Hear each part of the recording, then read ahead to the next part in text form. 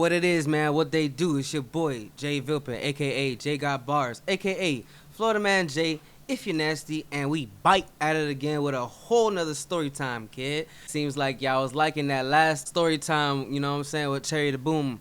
I wish her all the best, things just happen, bruh. You never know what you about to walk into, bruh. Today we gonna keep the theme going because it seems like y'all liking these little themes when it comes to like, my OnlyFans and, the whole sex work industry and stuff like that. I'm just gonna keep that theme going today, and we're gonna go ahead and talk about how the police basically thought that I was out here pimping my own cousin, my guys. Like, what?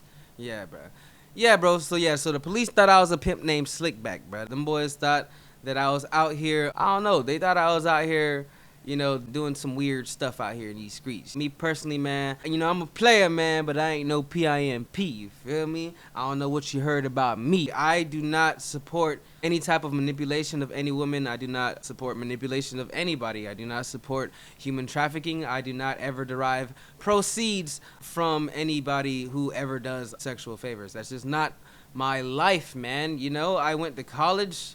I have a legal job. I ain't gonna hold you. At that time, I was in the streets. You ain't finna catch me pimping, my guy. Like, nah. That's one thing that you just not going to catch me do. It always just been weird to me to, like, try to lie or manipulate a woman. I feel like, the best situations for me always fell into my lap. And, I mess with who mess with me, homie. So, like, if I gotta do a whole bunch of, guerrilla warfare, Jedi mind trick tactics to, get you to fuck with me, shorty. Like, you know what? I think I'll pass on that one. But being that I am an OnlyFans creator, being that I am what they call, I guess, a corn star, a whole professional little playboy, like, that type of stuff can get misconstrued, my guy. Long story short, I'm gonna go ahead and basically fill y'all in on this crazy story that happened to me a few years ago. The case is now closed. It was dismissed. They wrote me and my cousin, bro. Like, it was a whole thing. Like, we were sitting in the holding cells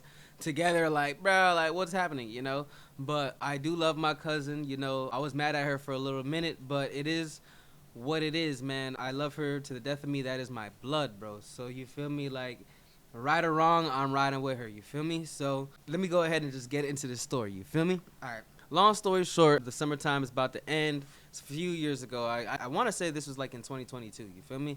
So the year before, I had actually hosted a pool party, an album release party for my album. It was called Outside This Summer to celebrate, everybody being back outside from COVID. Check it out.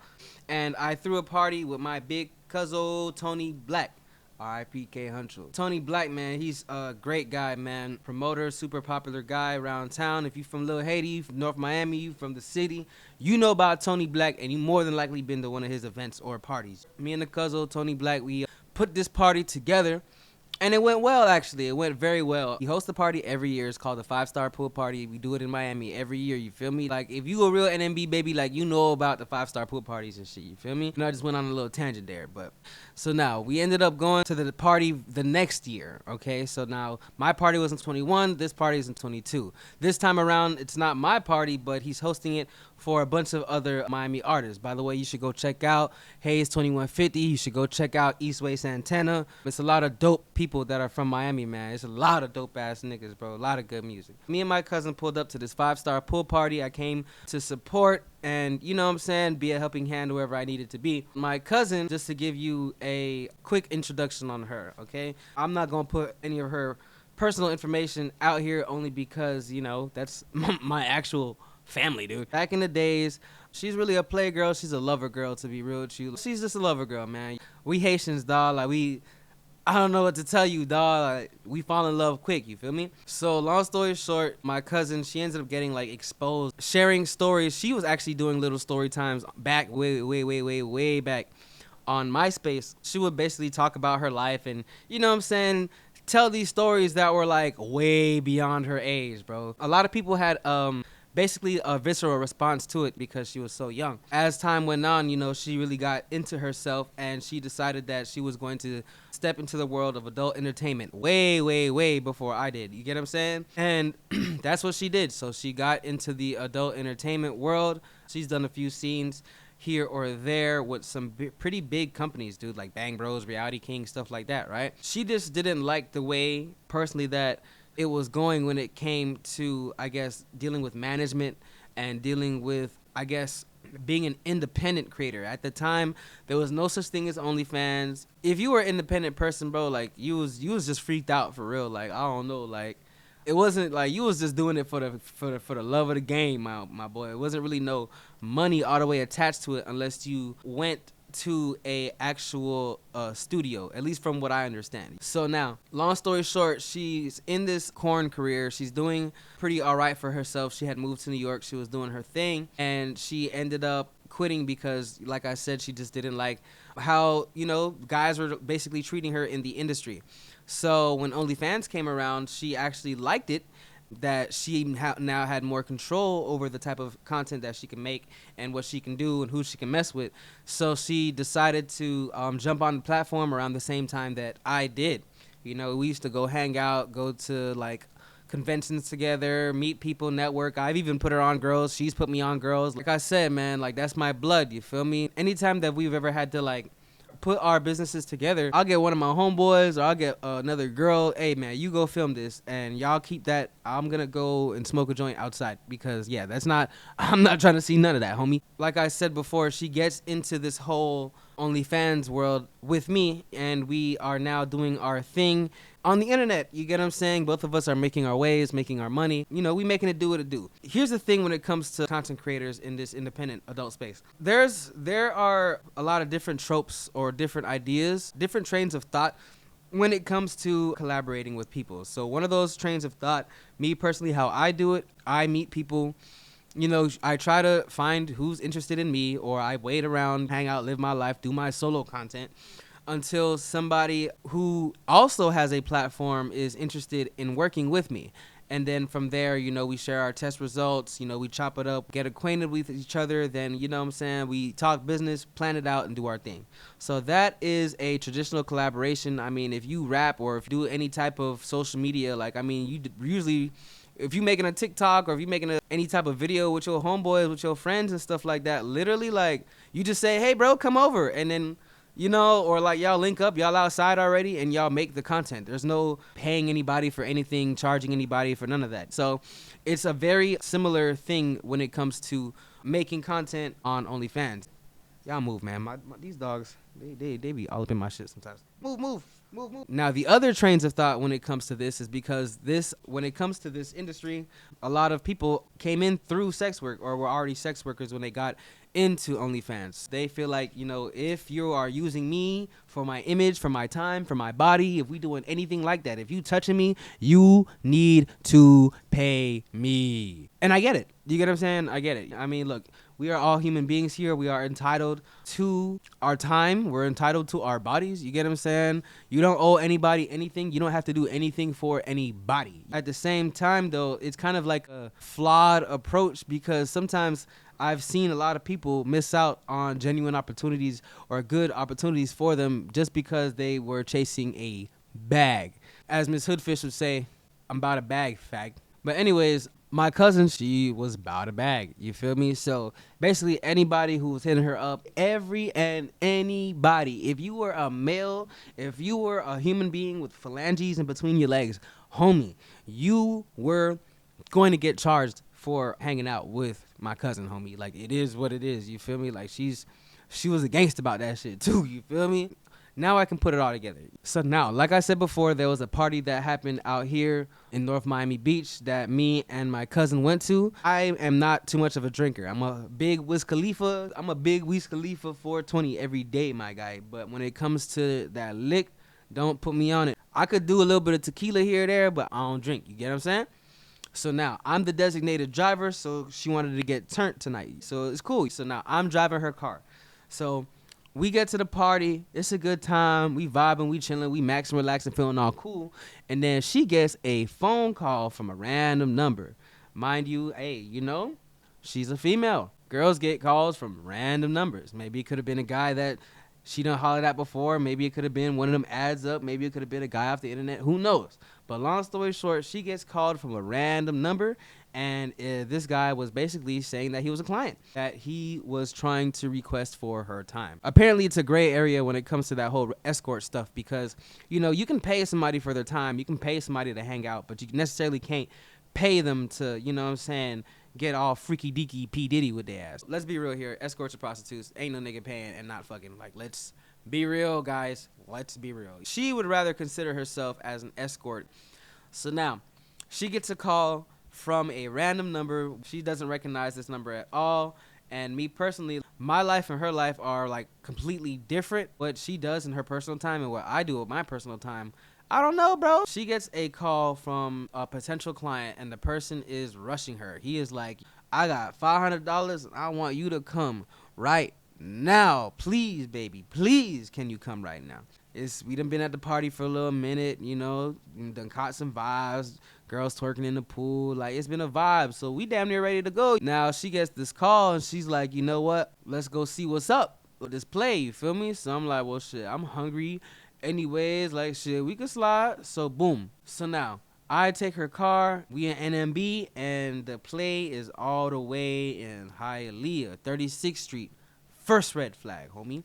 First red flag, because they do sting operations and things like that in Hialeah all day long, kid. Like, bro, that's whole central. You got Hialeah, you got 79th Street, and you got 27th Avenue, and you got Biscayne Boulevard. You finna find 304s everywhere on those streets, bro. Don't let it be a holiday. So that was the first red flag. I already should have known something was up, kid. I already should have known. So now we sliding over to 36, you feel me? We go to the Hialeah, to this little hotel in Hialeah, you feel me?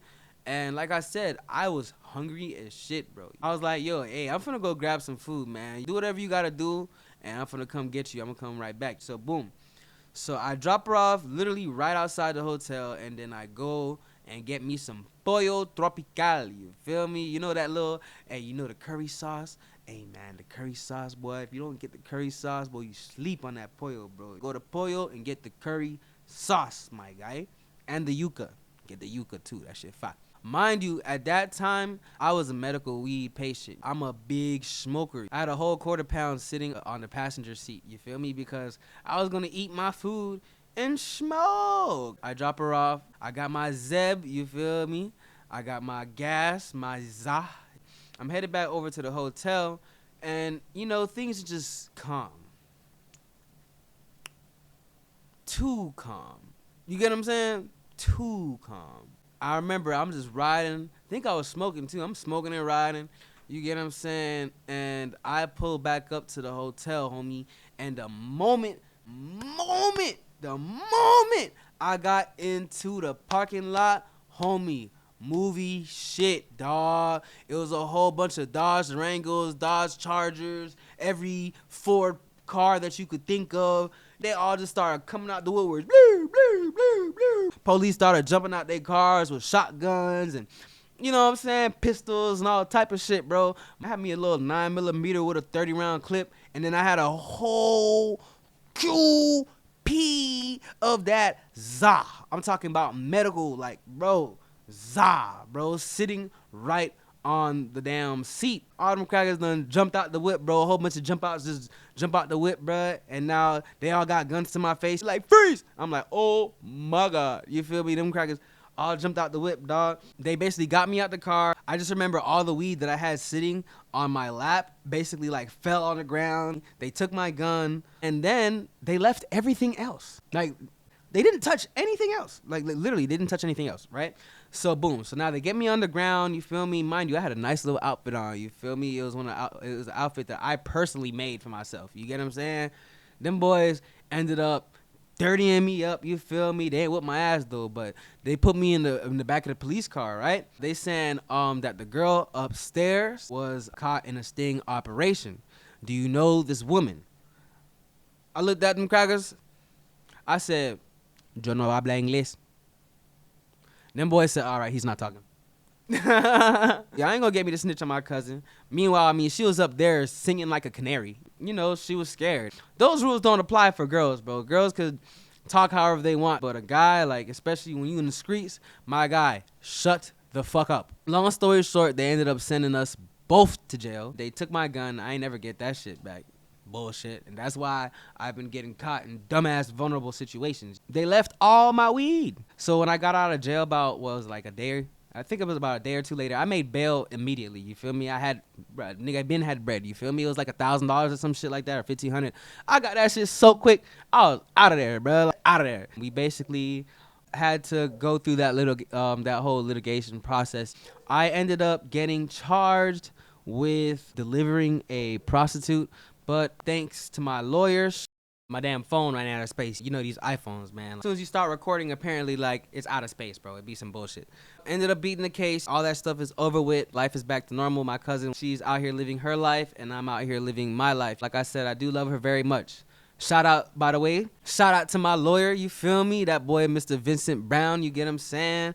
Same lawyer for Zopound, by the way. You know, small world, isn't it? Small world. He was able to get me out of that jam. He's got me out of jams in the past. He's always been able to give good advice when it comes to not putting yourself in vulnerable positions. I was paranoid because I was like, bro, like, I feel like the police was absolutely like watching, like, you know what I'm saying, through social media. I'm not the most famous nigga in the world, but, you know, I do be making waves, man. I just hit 1 million views on my last collab. Once you're outside and once you're visible, bro, like, you're basically up for public, I guess, what's the word I'm looking for? Public scrutiny, public interpretation, whatever you want to say. A lot of people are too scared to talk about some of the things that I talk about because they're afraid of being judged. But the thing is, my guy, like, look, bro, when it comes to integrity, when it comes to honesty, when it comes to treating people how you want to be treated, when it comes to showing love, when it comes to, you know what I'm saying, being a man, being a real man, a real nigga, whatever the fuck you want to call this shit, my guy.